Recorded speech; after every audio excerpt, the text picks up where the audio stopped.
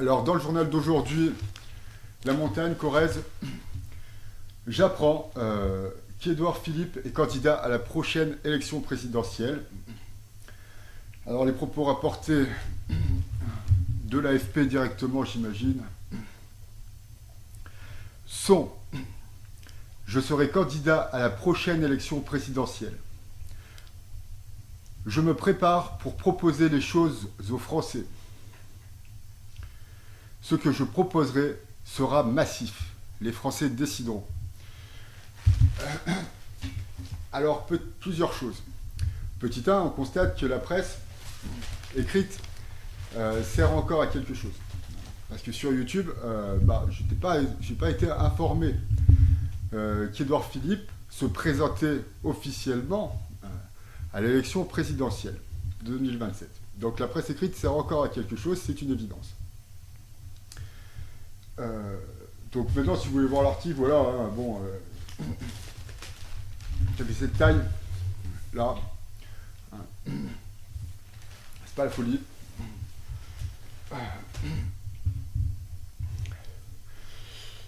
Donc je fais une vidéo pour dire à quel point c'est important, hein, c'est un événement à noter d'une pierre blanche, car Édouard Philippe sera sans doute notre prochain président. Je vous rappelle qu'il a son mouvement politique, qu'il utilise à des fins stratégiques pour promouvoir sa philosophie politique, son action politique, son mandat politique. Je n'ai pas regardé sur Internet quelle est l'évolution du PIB du Havre depuis qu'il est maire. Je n'ai pas regardé l'évolution de la démographie et je n'ai pas regardé l'indice de délinquance et d'insécurité au Havre. Non pas que ce soit pas intéressant, mais bon, je fais cette vidéo un petit peu dans l'urgence, déjà pour être le premier à en parler, puis de toute façon pour en parler, puisque c'est un événement très important. Donc, Édouard Philippe provient de ce qu'on appelle le macronisme. Le macronisme, nommé ainsi, on ne sait pas pourquoi. Emmanuel Macron est vraiment un pion propulsé par une oligarchie financière et politique à la tête de la présidence de la République. Bon, on appelle ça le macronisme. Et Édouard Philippe donc fait partie de ce courant, lui aussi. Et puis c'est un pantin, une marionnette qui va être propulsé chef de l'État a priori, puisqu'il n'y aurait pas d'adversité aujourd'hui. Donc ce qui est très important, à juste titre ou pas, c'est de faire barrage à l'extrême droite et à l'extrême gauche. Puisque de toute façon, alors même s'il peut y avoir des différences fondamentales entre par exemple le Parti Socialiste et les LR, de toute façon pour ce qui est du climat général, social et tout, quoi, c'est kiff bourricot. Et comme le PS et les LR veulent s'opposer parce que on n'est pas d'accord et tout, quoi, nous c'est les gentils, ça c'est pour la gauche, nous c'est les réalistes, ça c'est pour la droite, donc ils s'opposent comme ça. Et donc il y a une oligarchie qui met en place un système politique que certains appellent l'extrême centre. C'est bon, voilà, c'est les journalistes, tout ça. Ils ont fait des études pour ça, quand même. Bon, ça sert pas à rien, quoi, les études. Donc Édouard Philippe provient de ce qu'on appelle le macronisme. Et alors là, quand même, je vais regarder et tout. Faut absolument que je regarde. Faut absolument que je sache quel âge il a.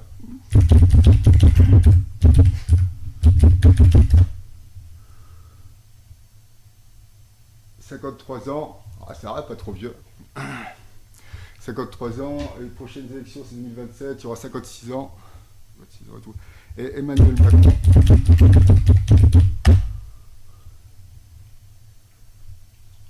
C'est pas marqué 46, 53, il y a 7 ans de plus. Bon, c'est presque la même génération. C'est presque la même génération, mais c'est quand même quelqu'un de plus âgé qui est exactement comme Emmanuel Macron, hein, à différence notable, hein, indubitable, que lui, c'est un élu de la République, pas quelqu'un qui a été nommé par un président élu. Petite parenthèse, hein, François Hollande est quand même le seul mec, hein, qui a été élu président de la République après avoir foutu sa femme dehors des primaires, hein, ce qui donc démontre, hein, le niveau des présidents que l'on a, et que c'est François Hollande qui a plus que tracé la voie à l'investiture d'Emmanuel Macron, hein, il l'a carrément pris par la main. Et donc, de toute façon, Édouard Philippe s'inscrit, hein, dans ce mouvement qui est là depuis, moi j'étais né, c'était comme ça, hein, je veux dire, on parle du tournant de la rigueur de François Mitterrand, je suis convaincu que déjà bien avant, hein, VGE, hein, l'Auvergnat, comme moi,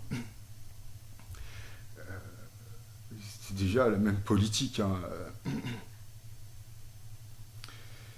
Et donc je dis qu'Édouard Philippe, donc, il est plus vieux qu'Emmanuel Macron, il est comme Emmanuel Macron, sauf qu'il est élu, quoi, mais bon, je dirais pas financier, lui, hein, alors qu'Emmanuel Macron, moi, bah, ça pour lui, quoi. Et que là, je veux dire, Édouard Philippe, lui, c'est un élu de la République. Bon, je vais pas regarder ce qu'il a fait, après tout, je m'en fous. Ce sont les élus de la République. Enfin, pas tous, hein, évidemment, mais bon, ce sont des gens qui font partie de l'aristocratie, carrément, hein, de l'oligarchie. Ce sont des gens qui n'ont pas le même parcours sociétal, hein. Je veux dire, ils n'ont pas grandi dans le même quartier, ils n'avaient pas... Moi, quand j'étais petit, il fallait faire le ménage, il fallait faire la bouffe, il fallait participer à tous les jours, hein. Dans la cour de récré, si c'était la bagarre et tout, quoi. Bon, on n'allait pas appeler les grands, quoi. On n'allait pas se plaindre à maman, tout ça. Si on était meilleur que les autres, bah tant mieux aussi, hein.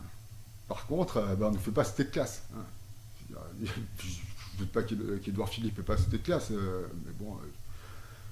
Par exemple, dans le système scolaire, aujourd'hui, s'il y a un mec de la bourgeoisie qui a 14 de moyenne en français et en maths, hein, il passe son bac à 14 ans. Hein.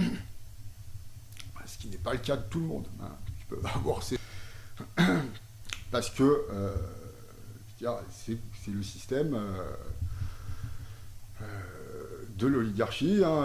Les mecs, ils veulent être professeurs, les mecs, ils veulent être directeurs, tout ça, ils ont les places, hein.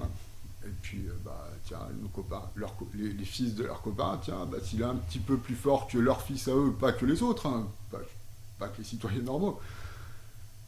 Si les gamins des copains des riches sont meilleurs que les gamins des riches, eh ben, eux vont passer leur bac à 14 ans. Hein. Les autres, non, mon pote. On ne sait pas pourquoi. Exemple, Joseph Jovanec. Joseph Jovanec a dû se battre pour ne jamais redoubler, a dû se battre pour suivre des études. Hein. C'est quand même un mec avec 198 de QI. On pense qu'on veut du QI, mais enfin bon, si tu arrives à faire 198, de toute façon, on sait que tu es super fort.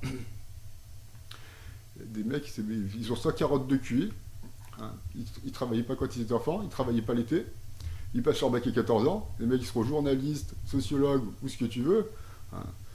Et ils reproduiront le système dans lequel on se trouve. Et Édouard Philippe s'inscrit exactement, donc, hein, dans cette continuité, de reproduire le système qui est le nôtre, hein, et ce qui me fait fondamentalement exploser, hein, je préfère en rire, il dit, alors attention, c'est les journalistes qui rapportent, hein, j'imagine fondamentalement que la prosodie d'Édouard Philippe, au moment où il a prononcé cette phrase, hein, voulait signifier autre chose que ce qu'on peut en déduire. Ce que je proposerai sera massif. Mon pote, le mec ose dire ça. Hein. Je vais pas mettre le feu aux poudres et tout.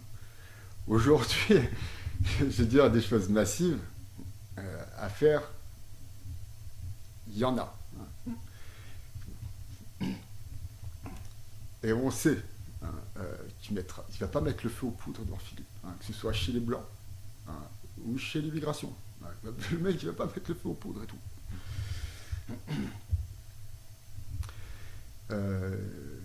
Et donc voilà, je veux dire là c'est officiel.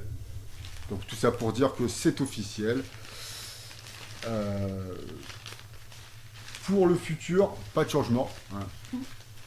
Toujours cette aristocratie fainéante, suffisante, pédante et présomptueuse,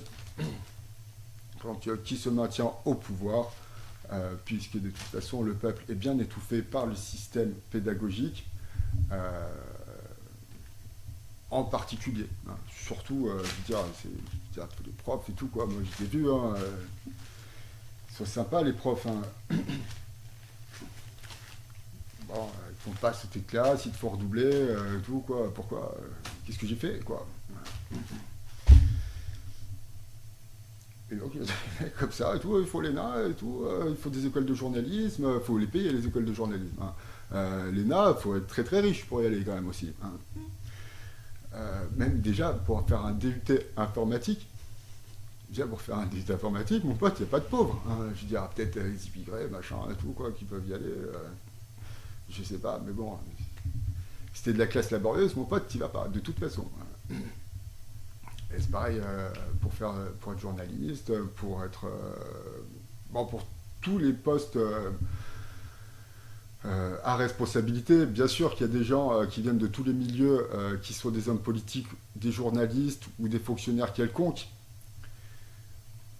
Le système fait que voilà, sont écartés des postes intéressants ou à responsabilité toutes les personnes qui pourraient faire trembler le système de l'oligarchie. Donc j'ai passé beaucoup de temps à réfléchir à ce que j'allais dire. Je trouve que j'ai été très intéressant. Et je ne parlerai pas de ce qu'est l'état profond. Si vous voulez savoir ce qu'est l'état profond, eh ben, demandez-le-moi. Et je vous parlerai de ce qu'est l'état profond. Ce qu'on peut retenir, donc, c'est que sans opposition à Édouard Philippe, celui-ci sera élu président de la République en 2027.